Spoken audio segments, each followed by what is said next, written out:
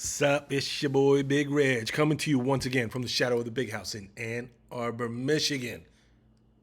Finally bringing you the long-awaited recap of the Michigan Wolverines beatdown of the Penn State Nittany Lions, 41-17. I don't want to say I told you so, but guys, dang it, I told you so. My prediction was 48-13. I was a little bit off, but you know what? I didn't think JJ was going to throw that crazy A pass for an interception pick six in the first half. But other than that, holy smokes, folks, the Michigan Wolverines left this with no questions. No questions. Okay? Sure, in the first half, it was a little bit shaky. The Michigan Wolverines were dominating in every statistical category except the one that counted, which was the scoreboard. In a 1 minute span, that was like, part like, what the heck is going on? Part horror story. Penn State somehow got a pick six and a fluky quarterback run by Sean Clifford. Probably one of the oldest players in the Big Ten. I think this guy's got an NIL deal from the AARP, okay? This guy is old. But somehow he rambled down the field for 70-something yards, put it all the way down to the goal line, and then he scored on the next play. Within a minute, JJ throws a crazy interception. Before you know it, Penn State had the lead 14-13. We were all like, what the heck is going on here? But the Michigan Wolverines would not be denied. They steadied the ship. Drove down and got a field goal and took the lead into halftime. But, that's when the real fireworks started. In the most pivotal moments of this game that was not shown on TV. Because that's where the PB&J fiasco happened. You might be wondering, what are you talking about, Big Reg? They ain't talking about this on the telecast. You had to be in the know to know what the heck happened down there. But now, let me tell you what happened down there. Penn State, with some tomfoolery, tried to prevent the Michigan Wolverines from getting into the Michigan Wolverines locker room. Blocked the tunnel up. And then they started chucking peanut butter and jelly sandwiches at the Wolverines and talking smack. Can you believe this nonsense? This tomfoolery? Come on, man. But again, the Michigan Wolverines would not be denied.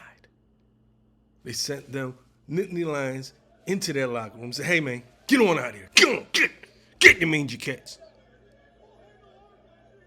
And then when they came out after halftime, this team was focused and inspired to put on a butt whooping like they have not, Penn State hasn't seen in a long time. So my first PB&J. Look at these PB&J sliders. Made on Hawaiian King's bread. We got the Skippy peanut butter. And then the jelly is wild blueberry because, hey man, I go blue even in my jams and jellies, baby. You know what I'm saying? My first PB&J goes to the law firm of Lightning and Lightning, Donovan Edwards and Blake Corum. Inspired by the return of Mike Hart. They combined for over 400 yards rushing. Big play after big play, and they led the Michigan Wolverines to just dominating offensively in the second half and putting them touchdowns on the board that had eluded them in the first half. So I raised my first PB&J slider to them.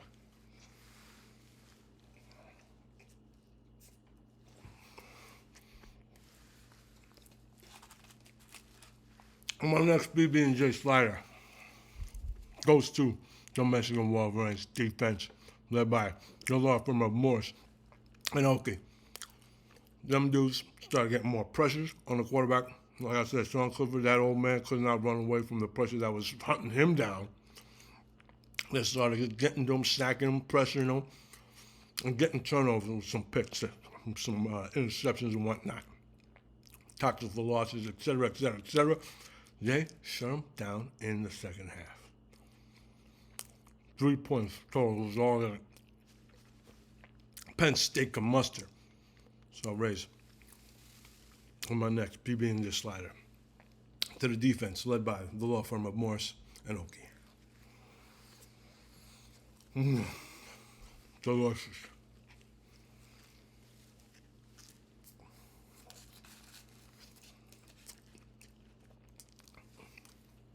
my final PB&J slider. This time goes to the special teams, led by Jake Moody. You might be saying, what? What you talking about, Big Red? Here's my reasoning.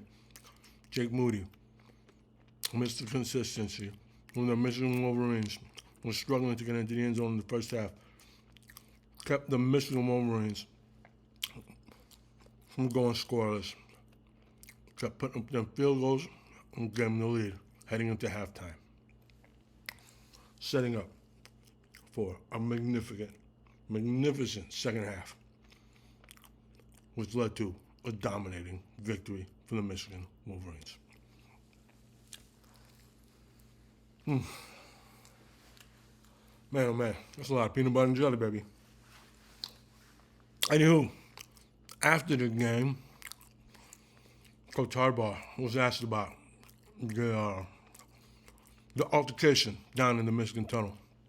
I shouldn't say Coach Harbaugh first. Let me address Coach Franklin first. Coach Franklin said, hey, what kind of clown show is this here in Michigan Stadium? What are they doing? You know what I mean? They got to tighten things up here in Michigan. And then the press asked Coach Harbaugh, hey, man, what do you think about what Coach Franklin said? And Coach Harbaugh said, hey, man, it's not that hard. All you got to do is go into your locker room, and there won't be no problems. There was an old saying that we had back in the old neighborhood. It was, don't start no, won't be no.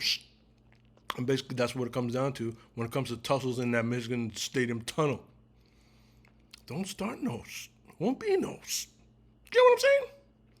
So just move along. Move along. Okay? Keep it moving. But that's not what Penn State did. And Coach Harbaugh addressed there. Said it was sophomoric. It was, you could tell that it was a little bit of gamesmanship, and he wasn't having it. Coach Harbaugh said, hey, listen, man, I got bigger fish to fry than I'm, trying to address James Franklin's whining.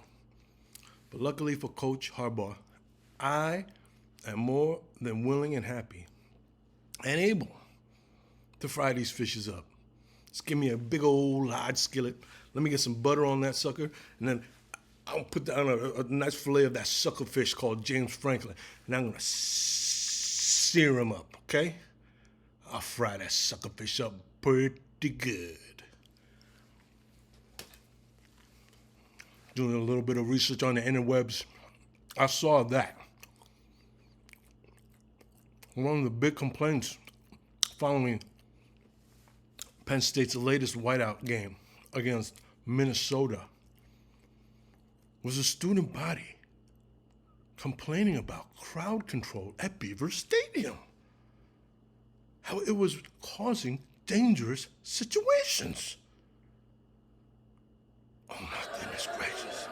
If you watch the video, you can see the security guard, his tactics for trying to control the crowd, trying to enter in the stadium, is to turn around, put his butt into the dude, and look like he's, like a fat kid in the 7th grade basketball camp trying to block out somebody bigger. You know what I'm saying? Like, what is going on over there? So rightly, the student body at Penn State complained about this. But here's the biggest kicker of them all.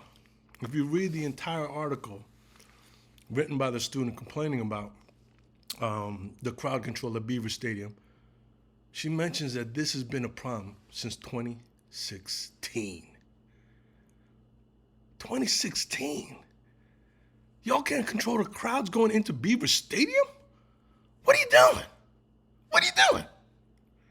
And then you got the gall to mouth off about the problem that you created down in Michigan Stadium?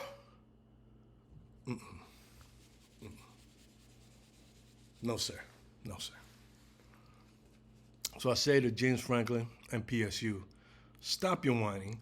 Don't cause no mess. Won't be no mess. And by the way, clean up the mess in your own house. Aight? Now, having said that, we can put the Penn State game to rest, and we move on. And we look forward now to Robbery Week.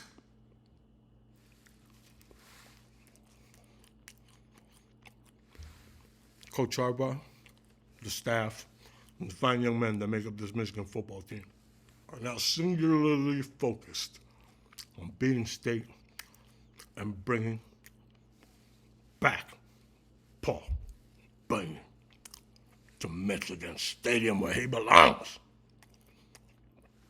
So I'll raise my glass to their continued efforts to get that done, to be focused on that, and to accomplishing that goal this coming Saturday at the Big House, under the big lights, in prime time.